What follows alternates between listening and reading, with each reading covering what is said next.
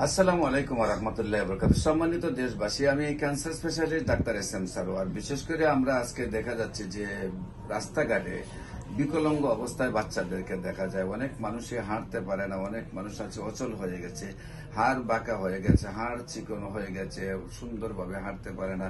এই যে সমস্যাগুলি মূলত বড় কোনো ধরনের আঘাত থেকে হয়ে থাকে অথবা টাইফয়েড জ্বরের এফেক্ট থেকে হয়ে থাকে।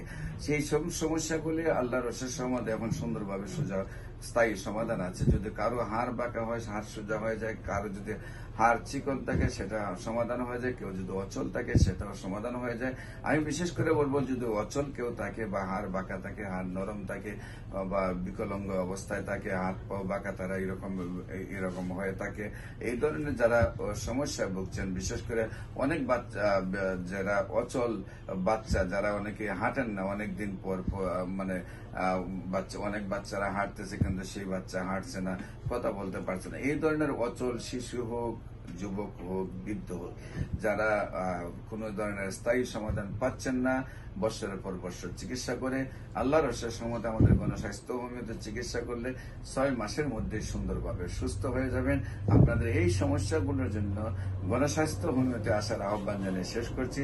সবাইকে ধন্যবাদ। আসসালামু আলাইকুম রহমতুল্লাহ।